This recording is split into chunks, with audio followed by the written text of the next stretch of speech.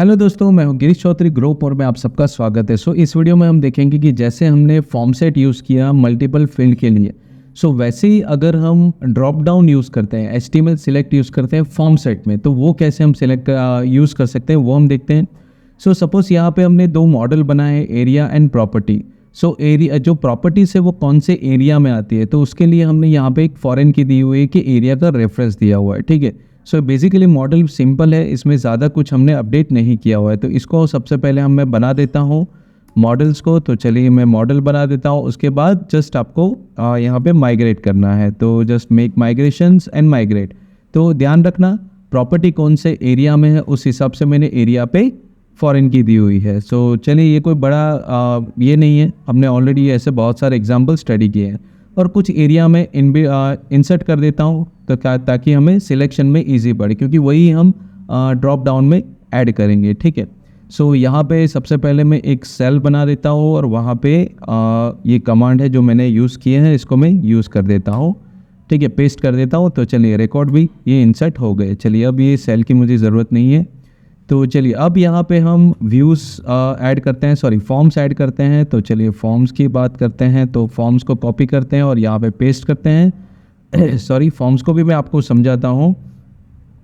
यहाँ पे सबसे पहले प्रॉपर्टीज हमने तीन चीज़ें हैं, एरिया, नेम और डिस्क्रिप्शन। नेम और डिस्क्रिप्शन हम टाइप करके ऐड करेंगे, पर एरिया है वो सिलेक्शन है। तो यहाँ पे देखिए विजेट में हमने क्या किया है, एरिया फॉर्म डॉट सिलेक्ट, मतलब जो भी है वो सिलेक्ट से आना चाहिए। क्लास फॉर्म कंट्रोल अगर हम बूटस्ट्रैप ऐड करते हैं तो, अदरवाइज क्लास एट्रीब्यूट्स लिखने की ज़रूरत नहीं है। और अगर हमने जैसे मैंने डेवलपमेंट सीरीज़ में ये भी बताया था कि आपके ट्वेक जो पैकेज है, ट्विक पैकेज है, वो भी आप इंस्टॉल कर सकते हैं, पर ये इनबिल्ट है वो यूज़ कीजिए।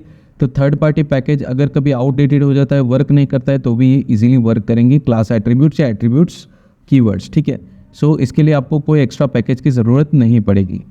चलिए अब यहाँ पे हम व्यू बनाते हैं। तो व्यू को भी मैं आपको यहाँ पे कॉपी करके मैं समझाता हूँ। बेसिक्स व्यू नॉर्मल है, पर यहाँ पे हमने जो ड्रॉप डाउन लिया है उसको हमें समझना है। ठीक है, तो यहाँ पे देखिए मॉडल फॉर्म फैक्ट्री, ये नॉर्मली हम जो भी इंपोर्ट करते हैं यहाँ पे भी सेम है। यहाँ पे मैं 3 कॉपी यहाँ पे भी बना रहा हूँ। ठीक है, जितनी कॉपी आप यहाँ पे बना सकते हैं, प्लस जो हमने यहाँ पे फॉर्म में देखिए, यहाँ पे जैसे हमने फॉर्म में ये इम्प्लीमेंट किया था पहले मैगजीन्स के लिए, वो इम्प्लीमेंट करने की ज़रूरत यहाँ पे नहीं रहेगी। अगर आप ये नहीं करते हो तो भी कोई प्रॉब्लम नहीं है। देखिए यहाँ पे मैंने विदाउट इस स्टेटमेंट्स के ही मैं इम्प्लीमेंट कर रहा हूँ। यहाँ पे व्यू में इस तरह से आप डायरेक्टली भी एक्स्ट्रा जो इंस्टेंस है फॉर्म के वो बना सकते हैं। तो ये जस्ट 2 तरीके मैंने बताया कि ऐसे भी कर सकते हो, डायरेक्ट यहाँ पे भी आप लिख सकते हो, आपको जो चॉइस है।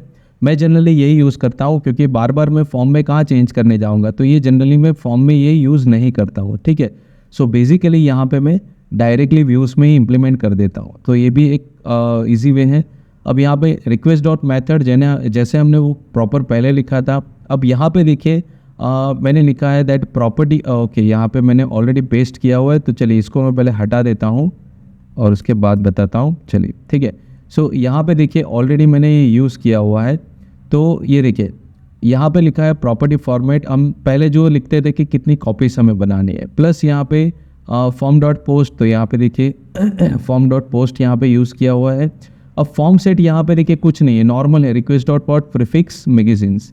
तो यहाँ पे मैंने क्या लिखा है, that model form set factory, यहाँ पे property form set request post and यहाँ पे query set is equal to property dot object dot none. ये मैंने लिखा है। अब ये क्यों लिखा है, यहाँ पे उसका मीनिंग क्या होता है कि देखिए यहाँ पे लिखने के create an empty query set. सबसे पहले तो एम्प्टी क्वेरी सेट क्रिएट करो। ठीक है, जब भी आप यहाँ पे पास कर रहे हो फॉर्म सेट तब। ठीक है, तो क्वेरी सेट क्रिएट करो। और means when form set is initialise, मतलब फॉर्म सेट जब इनिशियलाइज होता है, फर्स्ट टाइम क्रिएट होता है, इनिशियलाइज होता है, डिक्लेयर मतलब उसको हम कॉल करते हैं। ठीक है, it won't contain any pre existing instance, मतलब उसमें पहले कोई प्री एग्जिस्टिंग का इंस्टेंस नहीं होने चाहिए। जैसे फॉर्म सेट हम किस लिए बनाते हैं कि फॉर्म का मल्टीपल इंस्टेंस बनाने के लिए, मल्टीपल ऑब्जेक्ट बनाने के लिए। ये स्टेटमेंट ये इंश्योर करता है कि उसमें पहले से जो इंस्टेंस है कोई स्टोर नहीं होना चाहिए। ठीक है, ऐसा नहीं है कि इसमें कुछ सिलेक्ट लिया है तो इसीलिए मैंने लिखा है, वो चीज़ आप यहाँ पे भी लिख सकते हो, यहाँ पे भी लिख सकते हो नन वाला। ठीक है, तो आपकी चॉइस है। जस्ट यहाँ पे एक्स्ट्रा चीज़ मैंने ऐड की है, यहाँ पे मैंने प्रीफिक्स यूज़ नहीं किया है, तो वो सिर्फ आपको बताने के लिए कि यूज़ नहीं करते तो किस तरह से वो आईडी प्रोवाइड करता है। ठीक है, बाकी तो same as it is, form set valid है तो सेव कीजिए और ख़त्म कीजिए, और यहाँ पे मुझे पास करना है फॉर्म सेट।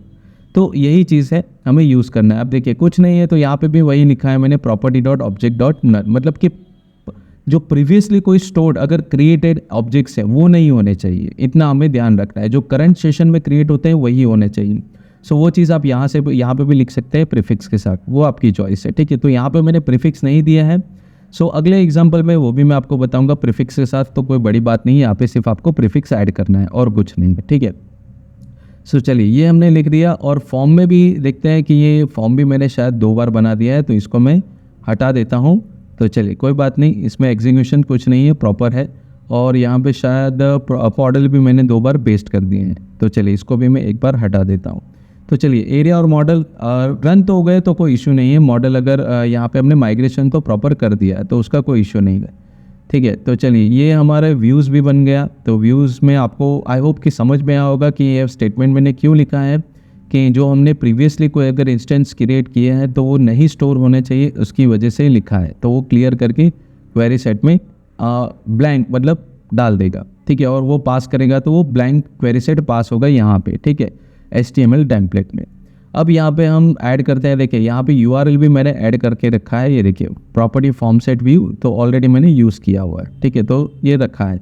सो यहाँ पे HTML टेम्पलेट से वो भी मैंने ऐड करके रखा है। तो ये देखिए यहाँ पे मैं आपको बता देता हूँ, ये देखिए ये HTML टेम्पलेट से, इसमें भी वही चीज़ लिखी है जो हमने पहले स्टडी की थी। जो लेबल है मैंने अलग अलग लिखा हुआ है, कंट्रोल और लेबल, और कुछ नहीं, ठीक है। सो आपको सिर्फ बताने के लिए कि अलग अलग तरीके से, जैसे हमने पिछले टेम्पलेट्स में अलग अलग तरीके के टेम्पलेट यूज़ किए थे, वैसे ही यहाँ पे मैंने इंप्लीमेंट किया है। मैनेजमेंट फॉर्म ये एज इट इज़ है, बाकी सारी चीज़ें एज इट इज़ है, ठीक है।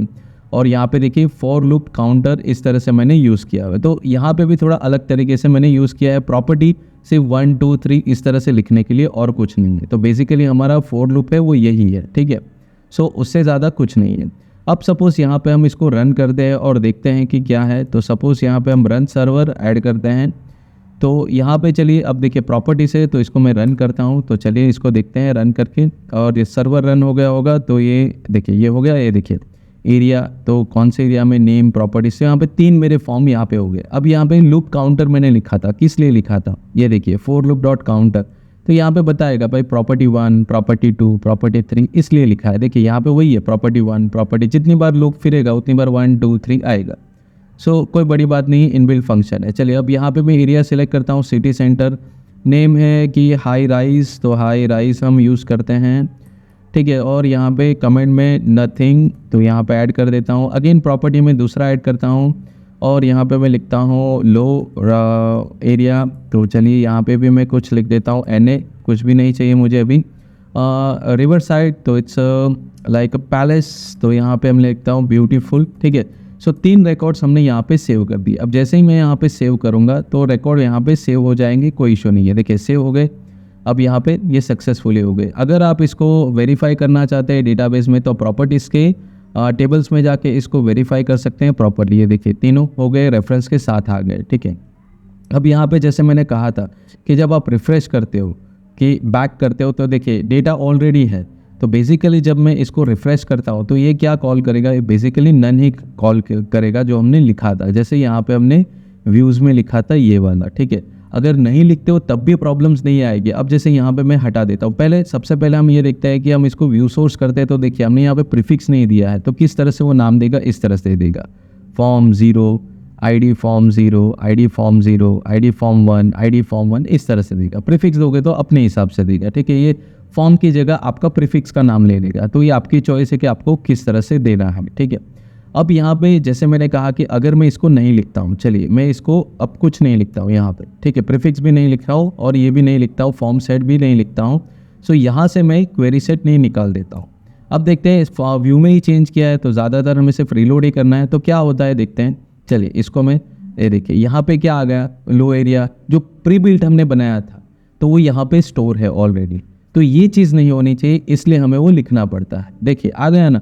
अभी मैंने ये रिफ़्रेश किया, फिर भी ये पिछला जो रिकॉर्ड था वो अपने आप आ गया, मतलब कि प्रीवियस जो इंस्टेंस बनाए थे ऑलरेडी उसने फैच कर लिए। तो ये चीज़ नहीं होना चाहिए, इसलिए हमें ये लिखना पड़ता है। तो चलिए इसको मैं वापस लिख देता हूँ। सो ये एक वैलिडेशन की तरह काम करता है, तो ये आपको ध्यान रखना है, ठीक है। सो आप ऊपर भी लिख सकते हैं, कोई इशू नहीं है। शुरुआत में शायद प्रॉब्लम्स ना आए पर बाद में ये आ सकता है, तो ये आप यहाँ पे भी लिख सकते हैं। ठीक है, इंस्टेंस के लिए कि जो इनिशियल है, जब इनिशियल होती है क्वेरी सेट तब ब्लैंक होना चाहिए। तो ये चीज़ आपको थोड़ा ध्यान रखना है। ठीक है, अब आगे की वीडियो में हम ये भी देखेंगे कि यहाँ पे देखिए ऐड फॉर्म्स डायनेमिकली। अब जैसे यहाँ पे जैसे मैंने आपको बताया कि फॉर्म्स है, तो ये 3 मैंने बना दिए। देखिए यहाँ पे पहले भी आ गए और यहाँ पे देखिए जब मैंने वो हटाया था ये, अब जैसे मैं इसको वापस अंडू करता हूँ, सॉरी रीडू करता हूँ, तो ये देखिए पहले के जो इंस्टेंस आ गए और उसके बाद भी 3 नए बने हैं। अब 3 मैंने रेफरेंस किए इसलिए बने हैं, पर प्रीवियसली वो शो नहीं होने चाहिए, इसके लिए मुझे वो लिखना पड़ता है। देखिए अब यहाँ पे मैं लिखूँगा और इसको अब मैं रिफ़्रेश करूँगा। देखिए रिलोड हो रहा है, पहले रिलोड होने देते हैं। अब मैं रिफ़्रेश करूँगा तो प्रीवियसली है वो नहीं आएंगे, देखिए ब्लैंक आ गए। तो ये प्रॉब्लम्स ना आए, इसकी वजह से हमें ये स्टेटमेंट लिखना पड़ता है। ठीक है, सो ये आपको आई होप समझ में आया होगा। सो ये वीडियो पसंद आया तो लाइक कीजिए, शेयर कीजिए, सब्सक्राइब कीजिए और नोटिफिकेशन के लिए बेल आइकन पे क्लिक कीजिए। आज के लिए धन्यवाद।